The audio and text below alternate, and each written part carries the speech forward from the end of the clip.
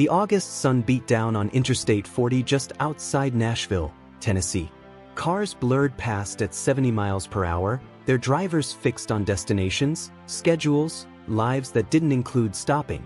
In the emergency lane, barely visible against the concrete barrier, a brown and white shape moved awkwardly.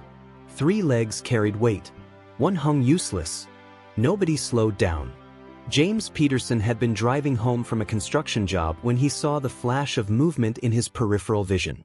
Most people would have kept going. He almost did. But something about the way that dog limped made him check his rearview mirror, flip on his signal, and ease his truck onto the shoulder. Speaking of stopping for what matters, if you want to keep seeing stories like this, hit that subscribe button. But let me take you back to understand how this dog ended up fighting for survival on one of Tennessee's busiest highways. The dog had no collar, no tags, nothing to indicate where he'd come from or how long he'd been out there. His brown coat was matted with dirt and what looked like dried blood around his right front leg. He was young, maybe 2 years old, with the lean build of a hound mix and eyes that tracked every passing car with a mixture of hope and fear.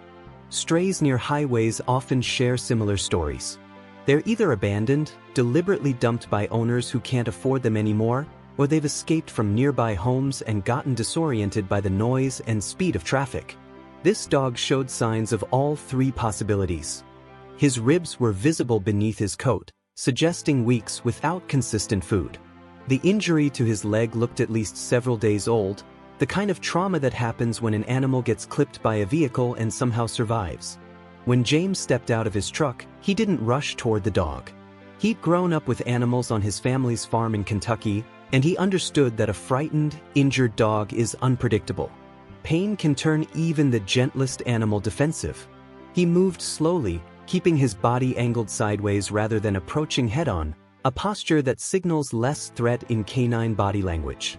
The dog watched him, ears pinned back, weight shifted onto his 3 good legs.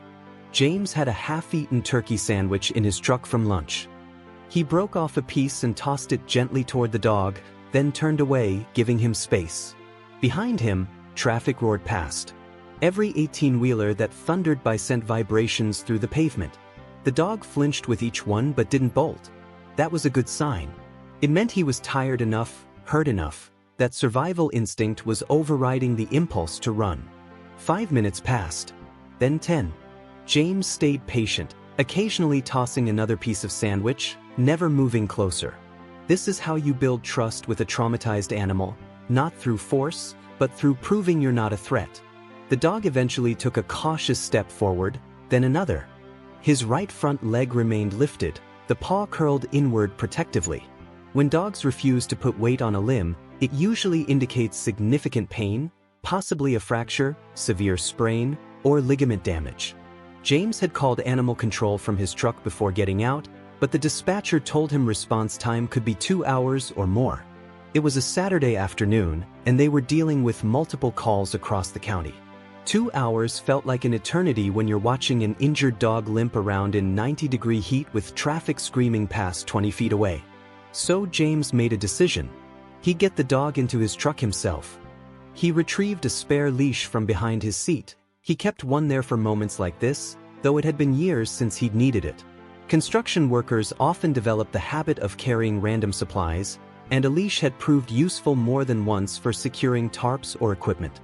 Today, it would serve its original purpose. He fashioned the leash into a large loop, then crouched down about 6 feet from the dog. No sudden movements.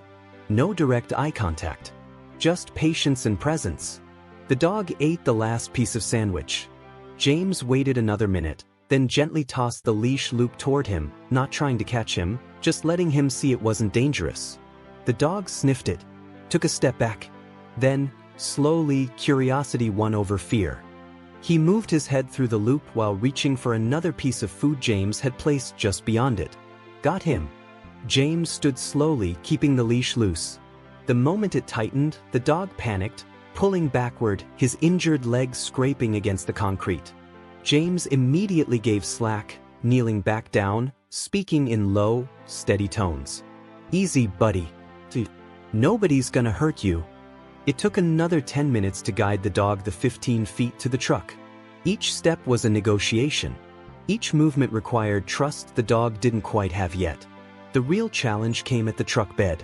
James had laid down an old blanket, but getting a scared, injured dog to jump up 3 feet when he's only got 3 working legs is nearly impossible. And picking him up? That was risky. Dogs in pain bite, even when they don't mean to. Even when they know you're trying to help. James fashioned a makeshift muzzle from a spare t-shirt, gently wrapping it around the dog's snout and tying it behind his ears. It wasn't meant to be cruel. It was meant to keep both of them safe. Then he lifted. The dog weighed maybe 45 pounds, all lean muscle and bone with little extra weight. He tensed in James's arms but didn't struggle. Maybe he understood, on some level, that this was help. Or maybe he was just too exhausted to fight anymore. James set him down on the blanket and closed the tailgate. Through the rear window, he could see the dog lying on his side, panting hard, his injured leg extended awkwardly. Now came the next decision: where to take him. A shelter would scan for a microchip, hold him for the legal stray period, then either reunite him with an owner or put him up for adoption. But shelters have limited resources. An injured dog requiring expensive medical care might not get the treatment he needed. Some shelters, faced with budget constraints and overflowing kennels, make the painful decision to euthanize animals with serious injuries rather than invest thousands in surgery and rehabilitation. James knew this. He'd volunteered at a shelter in his 20s and had seen those decisions being made, each one breaking the hearts of everyone involved. He started the truck and headed for Green Hills Veterinary Clinic, a 24-hour emergency animal hospital on the west side of Nashville. The decision would cost him. He knew that. Emergency vet visits started at several $100s before you even got to treatment. But looking in his rearview mirror at that dog lying on the blanket, James couldn't imagine making any other choice. By the way, what you're seeing here is the condensed version. Members get behind-the-scenes updates on every rescue we share, including medical reports and recovery videos. Links in the description if you want the full story. Alright, back to the emergency room. Dr. Sarah Chen was on duty when James carried the dog through the front doors of Green Hills Veterinary at 4:47 p.m. She took one look at the dog's leg and the state of his coat and immediately directed James to an examination room. While a vet tech gently removed the makeshift muzzle and began taking vital signs, Dr. Chen asked James the questions every vet asks in these situations. How long have you had him? Do you know his medical history? Any idea what happened? James explained everything: the highway, the limp, the rescue. Dr. Chen nodded, already running her hands carefully along the dog's body, checking for other injuries, feeling for broken bones or internal damage. The dog lay still, too tired to resist, his eyes following her movements. His heart rate's elevated, which is normal given the stress and pain, she said. Temperatures slightly high, possibly from the heat or an infection setting in. Let's get some x-rays and see what we're dealing with. The radiographs told a story that made Dr. Chen's expression tighten. The dog's right front leg showed a hairline fracture of the radius, one of the 2 bones that run from elbow to wrist. It wasn't a clean break, which was good. It meant surgery might not be necessary. But it was several days old, based on the slight swelling around the bone and the beginning of inflammation in the surrounding tissue. The dog had been walking on a broken leg, probably for close to a week.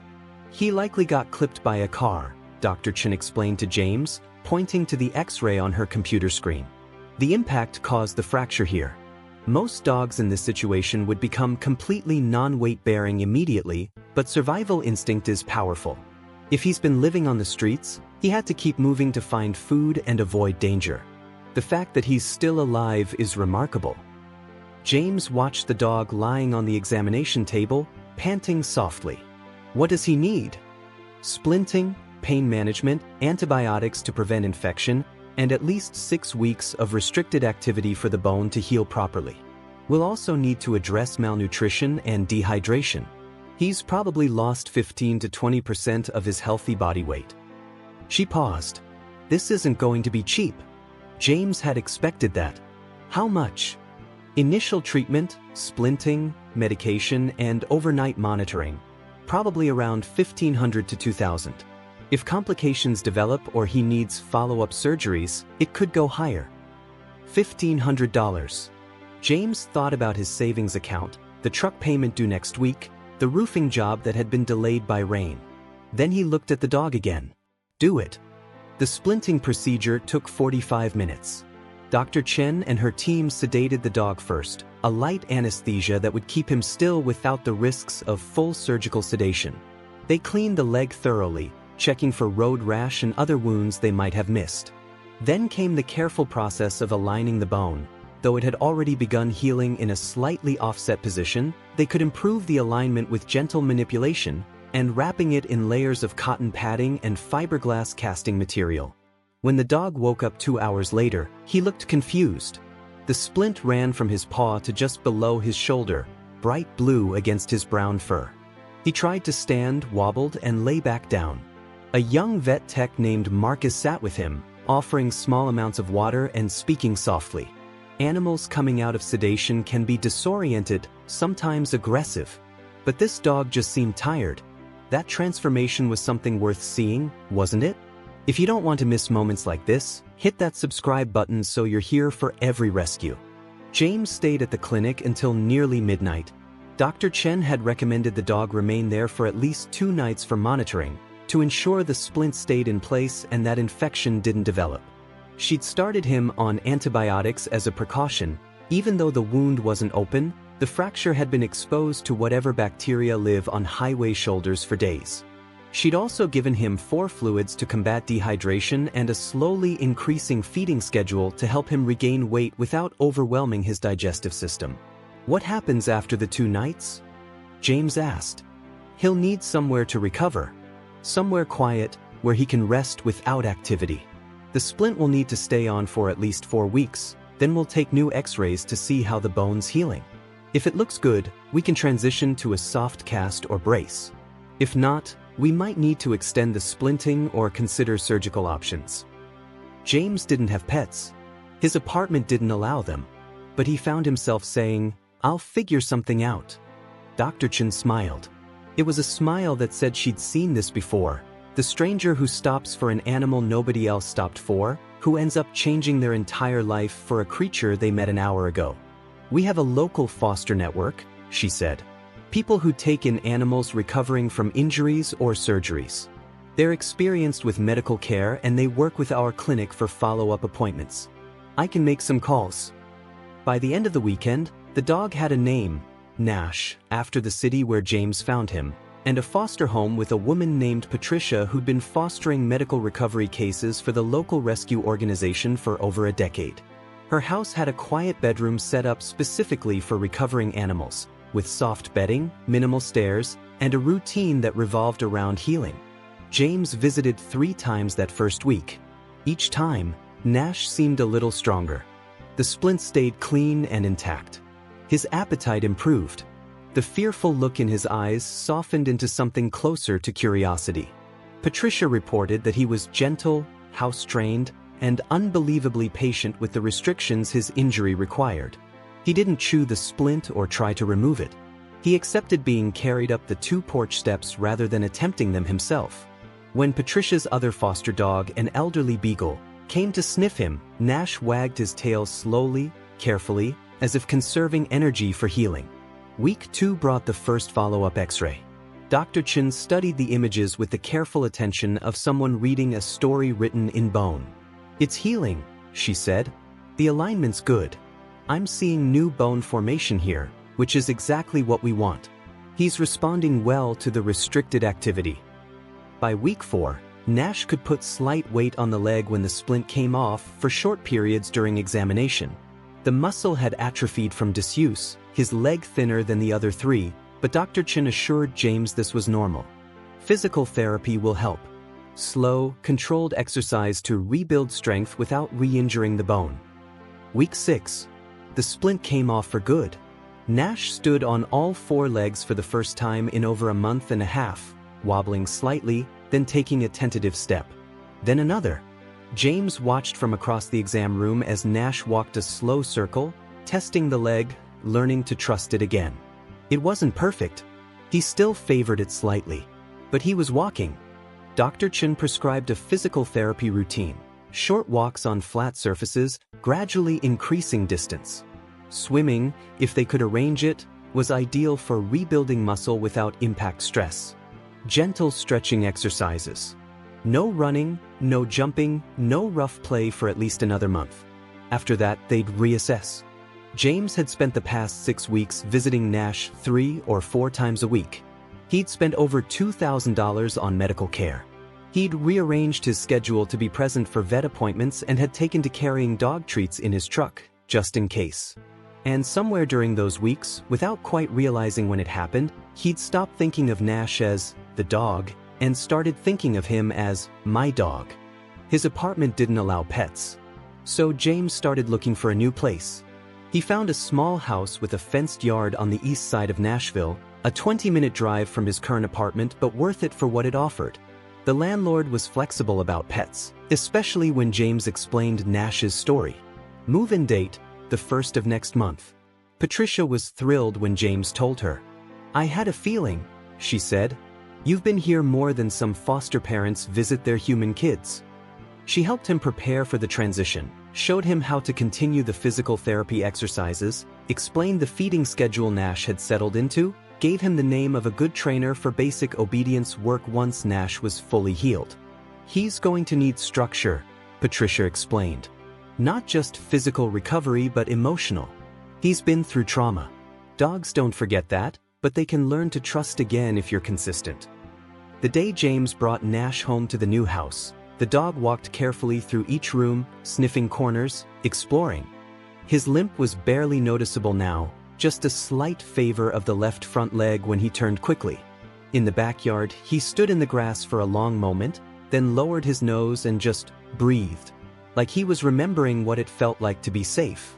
James stood on the porch watching him, thinking about the highway, the moment he'd chosen to pull over when hundreds of other drivers hadn't. It wasn't heroic. It was just paying attention when everyone else was moving too fast to see.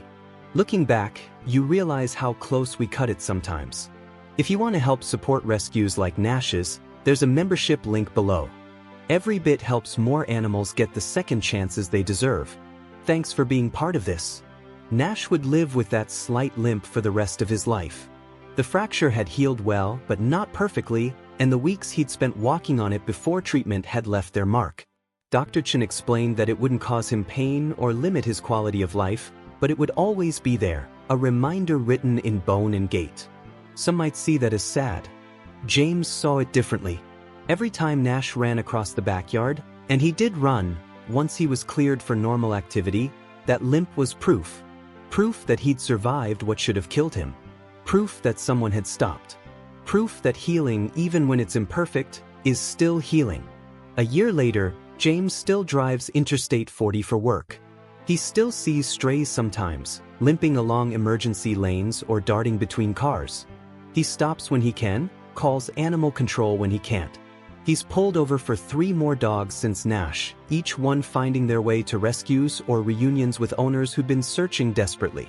None of them came home with him. Nash was enough. Nash was everything. On quiet evenings, they walk the neighborhood together, Nash trotting slightly unevenly but happily beside James's steady pace. Sometimes people stop to ask about the limp. James tells them the story, not for sympathy or praise, but because he's learned something important. Most people want to help.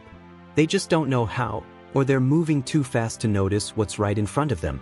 The hardest part about rescue isn't the cost or the time or even the heartbreak of seeing what animals endure. The hardest part is the knowing how many are still out there, still limping along highways, still hoping someone will slow down. But every single one who gets saved matters. Every Nash who makes it off that highway and into a home rewrites the story of what's possible when someone simply chooses to stop. Nash sleeps at the foot of James's bed now, snoring softly, his healing complete in all the ways that matter. The limp remains, but it's become just another part of who he is. Not a disability, but a testament.